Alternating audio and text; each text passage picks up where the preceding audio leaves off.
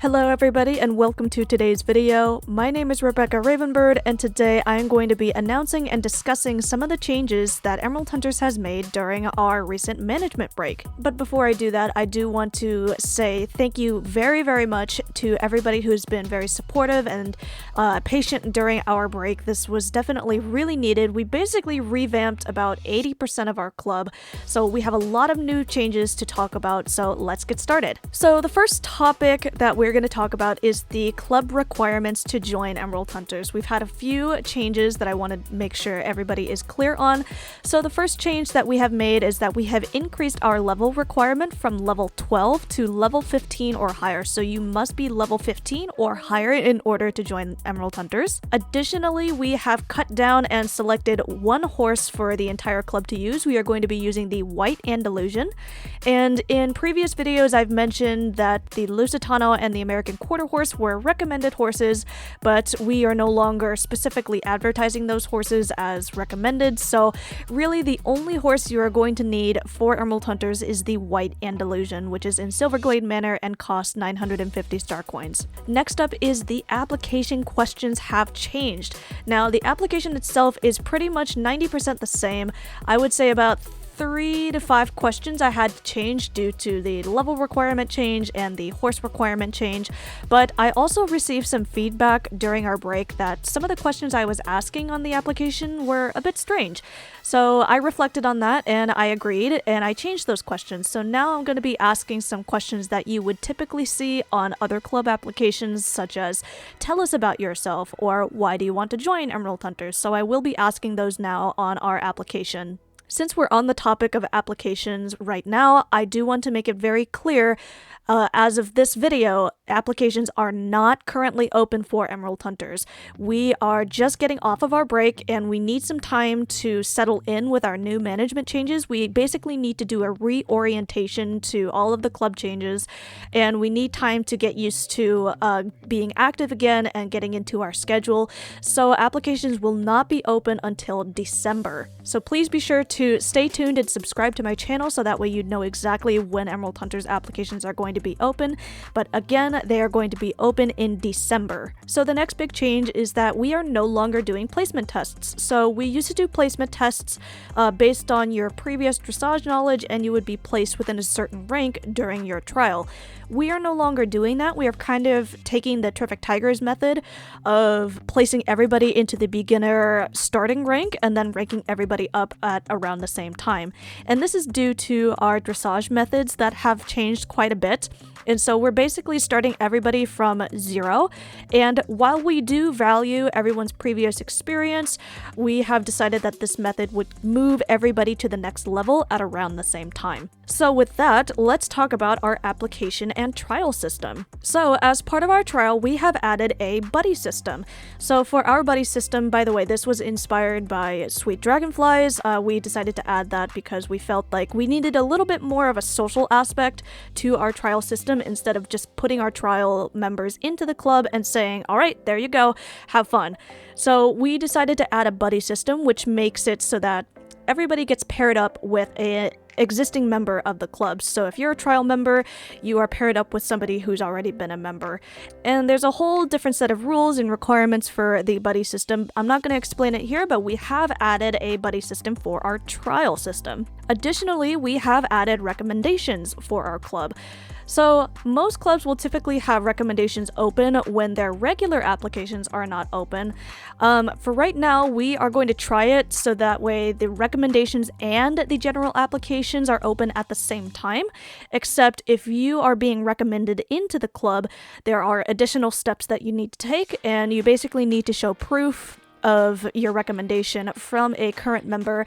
So I may talk about this in a future video, but that is a new system we are adding as well. If you've never heard of recommendations, recommendations are basically when a current existing Emerald Hunters member is friends with you who is not in Emerald Hunters, and they would like to add you into the club with certain requirements. So The recommendation system, you still have to fill out the general application. It's just that you need to be able to show a proof of your knowledge and affiliation with that Emerald Hunters member. And finally, with our application in general, if your application passes and you are accepted into an interview, we now give you the option to have your interview on voice. So basically, due to safety issues, we initially had it so that you would only be able to type your interview, and now we are giving you the option to do a voice interview. We decided to make this change so that at least there would be an option for people to choose from, and my guess is that most people are still going to want to type their interviews, but it's totally fine now if you would like to speak for your interview. And this also gives us a little bit better of an idea of who you are, because sometimes we can tell your personality through your voice and your vocal tone and inflection. So now I want to talk about attendance and how we've changed our attendance system. So previously, before we updated it, we only would give out points for attending dressage related events or events that had dressage in them, such as our Pot of Gold event. We had our rainbow dressage after that, and you would get the points from there. However, if we did another activity like drill, you would not get points for that. So we have changed it, and this is thanks to Lena Mighty Scroll for this idea. We are basically assigning points to every single activity. However, some activities will have more weight than others. So for example, if you attend a dressage lesson with your rank, so a beginner dressage practice, you will get 10 points. If you attend a movie night, then you will get maybe 5 or so points. So every single activity now allows you to have some amount of points. The reason we made this change was so that people who couldn't attend dressage practices but could attend certain events would still be able to get points towards their attendance activity for the end of the month. Previously, we used to have it where you would have to come to 2 dressage practices per week times 4 weeks. That would equal 8 tallies by the end of the month. So that was the minimum requirement previously. Now, with the different types of events, the points are going to change each month, and the minimum you're going to get is through your dressage practices, but you can still earn more points by attending more events. So you still have to meet some minimum for our club, but now anytime you attend any sort of event, you can still get points. Additionally, we have made it so that the attendance policies are public, so that way you didn't have to ask me all the time how many points you have. So it just makes it a little bit easier to see how many points you have at that current time. One of the biggest attendance changes we have made was more about our weekly schedule. So we have changed it from having 3 group all-ranked practices per week to having ranked practices per week. So basically on Mondays we'll have our beginners, Tuesdays will be intermediate, Wednesday is advanced, Thursday is elite or advanced depending, and then Friday is an all-rank / Fun Friday event. So basically, depending on what rank you are, you're going to go to your rank practice, and then by the end of the week on Friday, you'll also get to go to an all-rank practice where everybody's getting together and practicing together. So at a minimum, again, you would still be coming to 2 dressage practices per week. So we have updated our late policies to be a little bit more inclusive. You're still going to get points for the most part, depending on how much you're late. Now, if you obviously do not attend the event at all, you will not get points, but depending on how late you are by about 15 or 30 minutes or so, you'll still get some points. It just may be less compared to if you had shown up on time, because we do really highly value time management and being on time to events. Speaking of events, I do want to talk quickly about how we're going to be scheduling our events for the future. So I've been talking a lot about dressage practices and dressage events and things like that, but I do want to mention that we do still do events. So once a month we celebrate our anniversaries and we have a little event for that. But we also have holiday events, so we still do that. I don't always film it or live stream it, but we still do them. So again, dressage is our primary activity, but we do still do events and we do explore other riding disciplines as well. But the more important thing for this update is that if you want to ever collaborate or work together or just have an event with Emerald Hunters, we now have very specific requirements and timing for our collaborations. So we actually do have a little bit of a list of who wants to hang out with us or collaborate with us or do dressage with us. So if you want to collaborate with us, please send me a message, DM me, email me, contact me on our website if you are completely interested in doing an event with us, and I will send you the requirements. So the reason we now have requirements for club collaborations is just so that everybody is on the same page and it runs as smoothly as possible from the planning to the actual execution of the events. So now let's quickly talk about our competition teams. So in previous videos, I have mentioned that we had 2 competition teams. We had our open comp team and then we had our upper comp team. Well, the upper comp team didn't really have any members in it. It only had 1 or 2 members, and it wasn't really worth having that comp team around if they were never going to compete. The open comp team was much bigger. We had more riders in that comp team. So basically, we are going to just suspend the upper comp team for now, and we're going to focus on our open comp team. So at this point, we only have 1 competition team. Again, that's the open comp team. And I don't think I've mentioned the requirements. Basically, you just need to be an intermediate or higher rider, and you need to have taken certain lessons within the intermediate level, but I can go into that in a later video. But for now, we only have 1 comp team now. So I know I've already talked a lot about our dressage updates, but I do want to point out that the majority of my time updating our club management was spent on dressage methods. So I logged it because I was just curious on how long it was going to take me to really update our dressage curriculum, our dictionaries, and our fundamentals. It took me about 25 hours to update everything. So I know I've already talked quite a lot about our dressage methods, but I do want to point out that the majority of my time updating our club management methods was spent on dressage. So everything related to our dressage curriculum, our dictionaries, and our fundamentals, I was very curious to see how long it was taking me, so I decided to log my hours. And what I mean by that is, I clocked in and then I clocked out every time I started and stopped working on our dressage methods. And of my clocked hours, it took me about 25 hours just on the dressage methods. What I'm saying is that it can take a long time if you're really, willing to take a look at the dressage methods that are out there and really make it work for your club.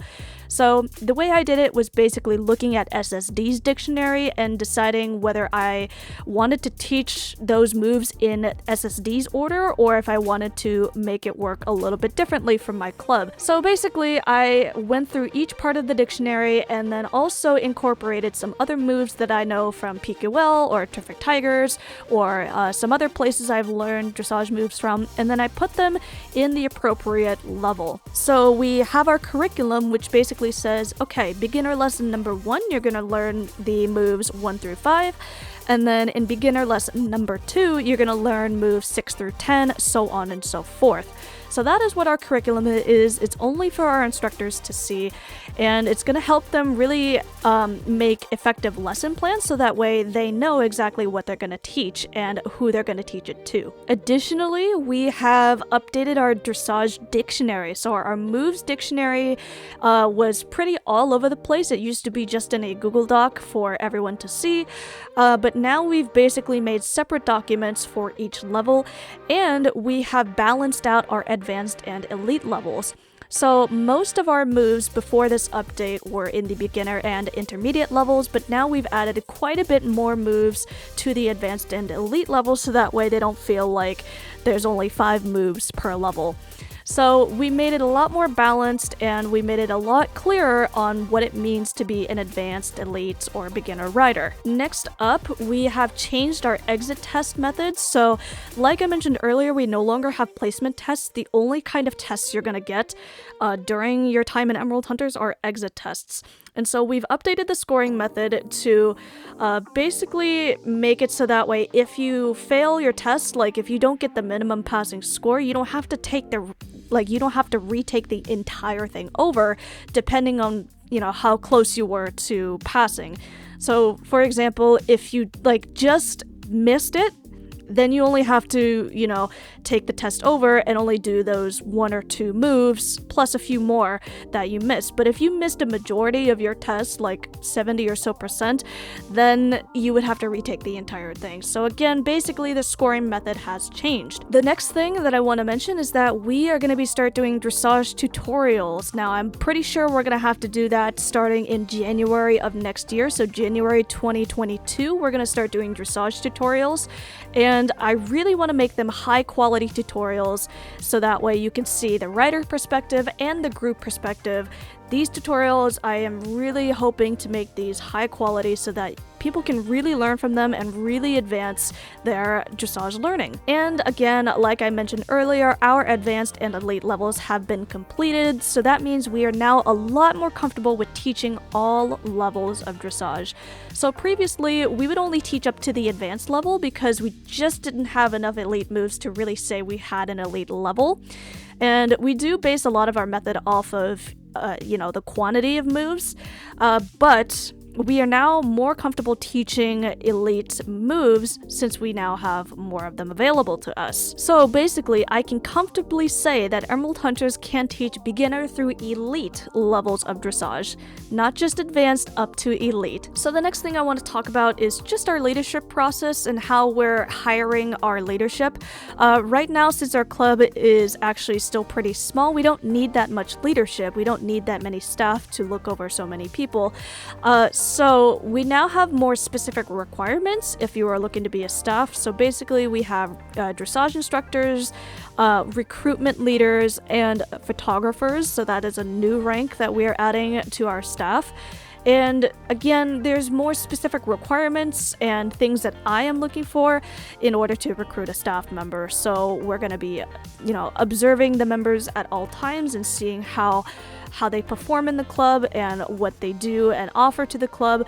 But we're also going to be adding a little bit of an interview process to see if you're really going to be fit for a staff leadership position. All right, everybody. So that was a lot of changes in our club that we have made, and I just wanted to go over them so that you would understand where we are heading and what we are doing about organization and management strategies. So potentially in the future, I will make specific videos on how we're doing all of these things.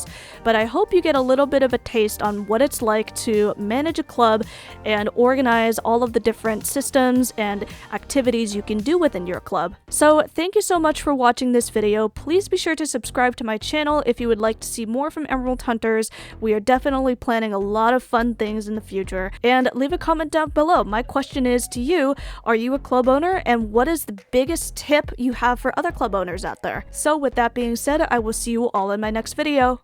Bye!